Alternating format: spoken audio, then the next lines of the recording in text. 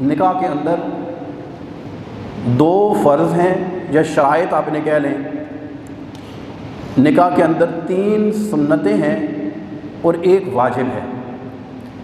نکاح جب منعقد کیا جاتا ہے تو اس میں ایجاب و قبول کیا جاتا ہے۔ ایجاب کا مطلب ہوتا ہے آفر، اور قبول کا مطلب ہے ایکسیپٹنس، قبول کرنا۔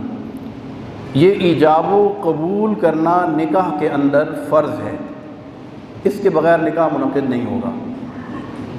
نکاح کے اندر دوسرا فرض ہے گواہان کی موجودگی، 2 مرد عاقل بالغ سمجھدار، ان کی موجودگی میں نکاح کرنا، یہ دوسرا فرض ہے۔ نکاح کے اندر جو حق مہر مقرر کیا جاتا ہے وہ حق مہر مقرر کرنا یہ واجب ہوتا ہے۔ اور نکاح کے اندر 3 سنتیں کون کون سی ہیں؟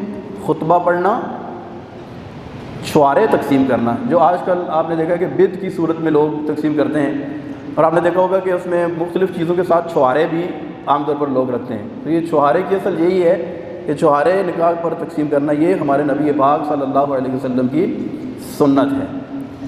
نکاح کے اندر تیسری سنت ہے ولیمہ کرنا۔ ولیمہ کا مطلب یہ ہے کہ بارات کے اگلے دن یا شب زفاف کے اگلے دن جو کھانے کا ارینج کیا جاتا ہے اسے ولیمہ کہتے ہیں۔ ہمارے ہاں اب تھوڑا سا یہ بھی رواج شروع ہو گیا ہے کہ بارات والے دن ہی ولیمے کی روٹی دے دیتے ہیں، تو وہ ایک دعوت تو ہم اسے کہہ سکتے ہیں، لیکن یہ ولیمہ نہیں ہے، اور ولیمہ جو ہے یہ سنت مبارکہ ہے۔ تو یہ 3 سنتیں ہیں نکاح کے اندر۔ نکاح کی شرائط کے حوالے سے انشاءاللہ کچھ عرض کروں گا۔ نکاح جو ہے وہ اس کے لیے شرط ہے کہ جو نکاح جن کا ہو رہا ہے وہ عاقل ہوں۔ عاقل سے مراد یہ ہے کہ مجنون کا نکاح معتبر نہیں ہے۔ اگر حالت جنون میں ہے، کوئی لڑکی پاگل ہے یا لڑکا پاگل ہے کہ جس کو اپنی ہوش نہیں ہے، تو اگر اس کے ساتھ ایجاب و قبول کیا گیا، نکاح کیا گیا، تو نکاح منعقد نہیں ہوگا۔ یا خدا نخواستہ اگر کسی نے لڑکے کو یا لڑکی کو کوئی ایسی نشہ آور دوا پلا دی کہ اب وہ ہوش میں نہیں ہے، اور اسی حالت میں اس نے اگر قبول کر لیا، ایجاب و قبول کر لیا، تو ایسی صورت میں نکاح منعقد نہیں ہوگا۔ نکاح کے اندر دوسری شرط ہے بالغ ہونا۔ بالغ کے اندر آپ سمجھ سکتے ہیں کہ بالغ مرد یا عورت ان کا نکاح ہوتا ہے، اور نابالغ ہونے کی صورت میں اگر کسی کا نکاح کر دیا گیا تو بالغ ہونے پر اس کی رضا پر وہ نکاح موقوف رہتا ہے۔ بالغ ہونے کے بعد اگر اس نے اس کو برقرار رکھا تو پھر تو نکاح منعقد ہو جائے گا، اگر اس نے رد کر دیا تو یہ نکاح فاسد ہو جائے گا۔ اس کے بعد ہے حریت۔ حریت کا مطلب ہے آزاد ہونا۔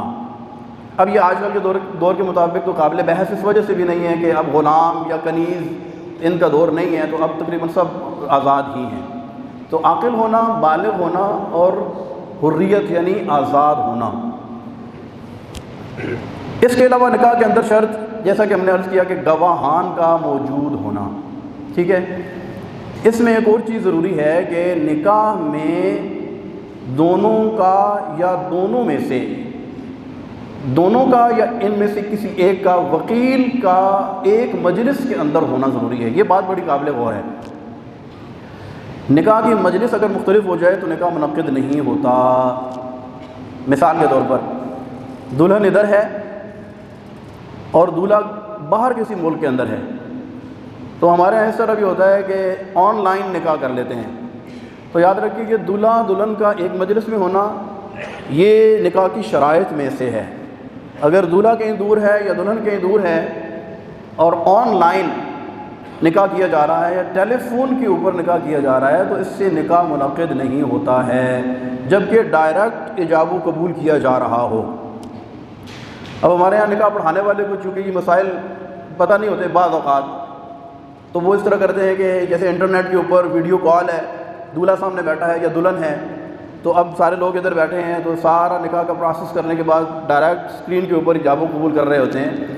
تو اس طرح ایجاب و قبول کرنے سے نکاح منعقد نہیں ہوتا ہے۔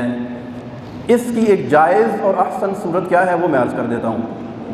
اس کا پراپر طریقہ کار یہ ہے کہ دلہن اگر باہر ہے یا دولہا باہر ہے تو وہ یہاں پر نکاح کی اس مجلس میں موجود کسی عاقل بالغ مرد کو اپنا وکیل مقرر کر دیں۔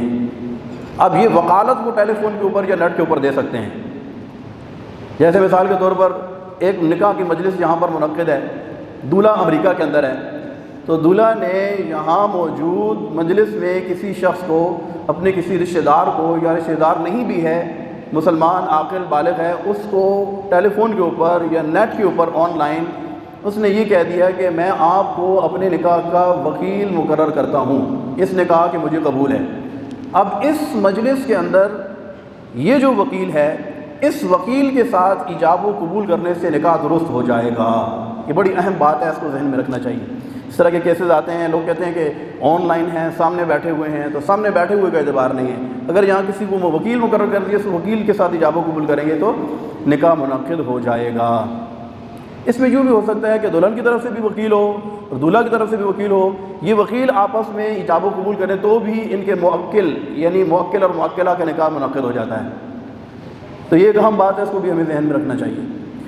اس کے علاوہ جس سے نکاح کیا جا رہا ہے وہ محرمات میں سے نہ ہو، یعنی فی نفسی ہی اس کے ساتھ نکاح کرنا درست ہو. محرمات کون کون سے ہیں؟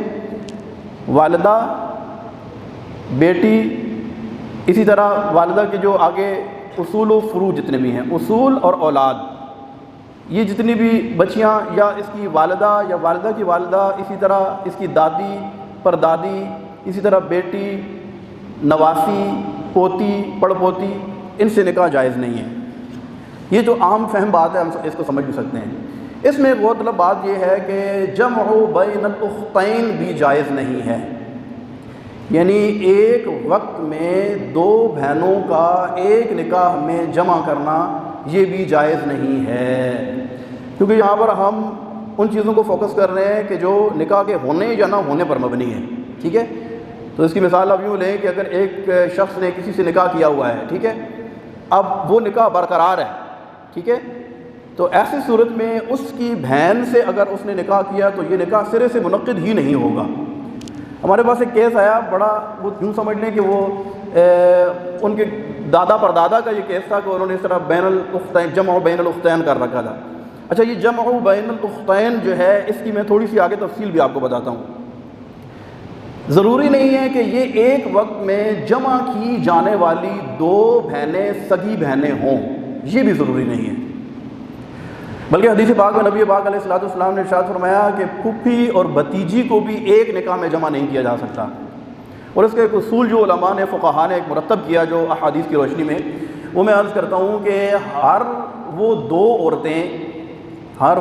عورتیں کہ اگر ان میں سے کسی ایک کو مرد تصور کیا جائے تو اس کا دوسری کے ساتھ نکاح درست نہ ہو، وہ اس کی محرمات میں سے محرمہ بن جائے، تو ان دونوں کو بھی ایک وقت میں نکاح کے اندر جمع کرنا درست نہیں ہے. جیسے اب اس کی مثال سے اس کو سمجھیے گا. مثال کے طور پر اسی کو اب لیتے ہیں، جیسے پھوپھی اور بھتیجی، ان دونوں کو ایک وقت میں نکاح کے اندر جمع کرنا درست نہیں ہے. ایک کے ساتھ نکاح ہوا ہے تو دوسرے کے ساتھ کرے گا تو نکاح منعقد ہی نہیں ہوگا سرے سے. اب دیکھیں کہ پھوپھی اور بھتیجی میں سے اگر پھوپھی کو مرد تصور کیا جائے تو یہ اس بھتیجی کا کیا بن جائے گا؟ کیا بنے گا؟ چچا بن جائے گا. ٹھیک ہے، پھوپھی کو اگر مرد تصور کریں تو بھتیجی کا کیا بن جائے گا؟ چچا بن جائے گا. چچا اور بھتیجی کا آپس میں نکاح جائز ہے؟ جائز نہیں ہے نا. تو اسی وجہ سے ہم نے کہا کہ بھتیجی اور پھوپھی کو ایک نکاح میں جمع کرنا بھی جائز نہیں ہے. اسی طرح اگر مثال کے طور پر خالہ اور بھانجی ہیں، خالہ کے ساتھ نکاح کر رکھا ہے، اب اس کے نکاح میں موجود ہونے کے ساتھ اگر بھانجی کے ساتھ نکاح کریں گے تو یہ نکاح منعقد نہیں ہوگا. اسی طرح بھانجی کے ساتھ نکاح کیا ہوا ہے، اس کی موجودگی میں خالہ کے ساتھ نکاح کریں گے تو نکاح منعقد نہیں ہوگا، کیونکہ یہ جمع بین الاختین ہو جائے گا. کیونکہ اگر بھانجی اور خالہ میں سے خالہ کو اگر تصور کیا جائے، مرد تصور کیا جائے، تو وہ اس کا کیا بن جائے گا؟ ماموں بن جائے گا. اور ماموں اور بھانجی کا نکاح درست ہے؟ نہیں نا. تو اگر یہ درست نہیں ہے تو ان دونوں کو یعنی خالہ اور بھانجی کو ایک نکاح میں جمع کرنا بھی درست نہیں ہے. اسی طرح اگر بھانجی کو مرد تصور کیا جائے تو یہ خالہ اور بھانجا بن جائیں گے، اور خالہ اور بھانجا کا آپس میں نکاح درست ہے نہیں ہے نا، اسی لیے ہم نے کہا خالہ اور بھانجی کو ایک وقت میں نکاح میں جمع کرنا بھی درست نہیں ہے۔ تو یہ جمع بین الاختین ہو جاتا ہے، ہمارے خاندانوں کے اندر کبھی کبھار اس طرح کی صورتحال بھی پیدا